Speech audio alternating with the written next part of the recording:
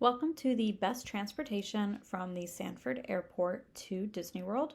So, Sanford Airport is near Orlando, but it is not nearly as popular of a place to fly into or out of than MCO, but they still offer a lot of services to get you to and from Disney. What will be best for you is going to be very subjective on like your group size, your budget, if you need car seats for kids, if you have wheelchairs or ATVs or anything like that. So I basically just listed all the popular options that people use, and then you should be able to tell like what is going to work for your group. So first up, we have rideshare, Uber or Lyft. It takes about an hour. It's a little less than 50 miles. Average price is anywhere between like $55, $65. If you upgrade to like Uber XL, like say you have more people in your group, it might be more in like the $80 plus range. Traffic or construction could make this drive time longer. Higher demand could increase the price because they do surge pricing, but these are kind of some typical numbers. Lyft, again, comparable service and price. Lyft is an official partner with Disney, but it doesn't,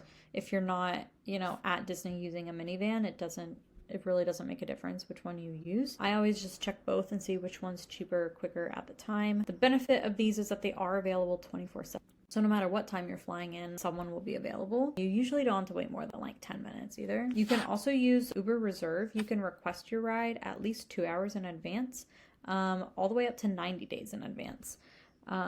So that is also an option. Another one would just be taking a taxi. It's not really cost effective, to be honest. It costs anywhere from like $130 to $160 because again, it is an hour-long trip, but some people may be more familiar and comfortable with taking a taxi versus Uber and Lyft, which makes sense. You don't know who you're getting with an Uber and Lyft. Taxis seem to be like a little bit more vetted.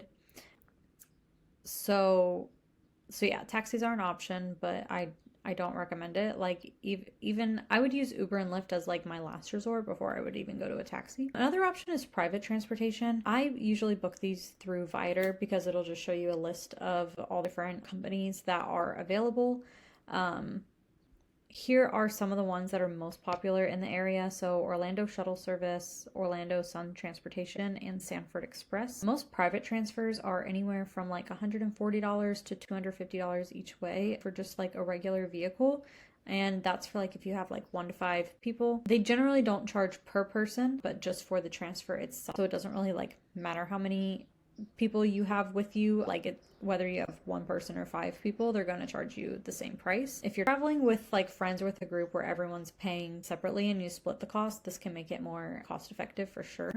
A lot of them do offer like premium pricing if you're traveling after 10 p.m. or before 6 a.m. So factor that into your cost as well.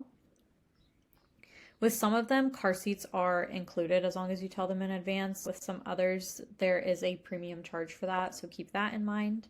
In the Orlando area, it's very common for these private transfers to offer to stop at the grocery store for like 20 or 30 minutes along the way. So for some of these, it's included. Some of them, it's an extra fee that you can add on, but that's something to consider if that's something that you would like to have. Also, size of vehicle for your group. Sometimes, depending on your group, it could be cheaper to have 2 separate like regular cars than it is to like get the larger one that accommodates everybody in one. So I would check that too. If budget is tight, consider that as well.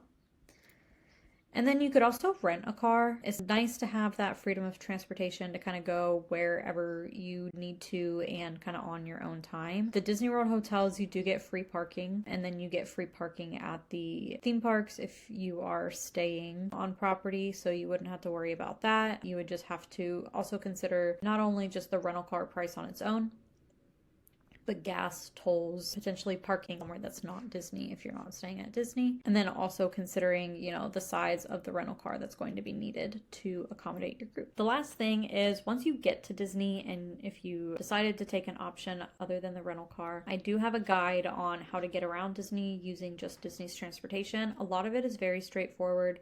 Some of it's a little convoluted. Like if you're going from your hotel to a theme park, just hop on a bus, or if there's a boat, a monorail, a Skyliner, hop on that.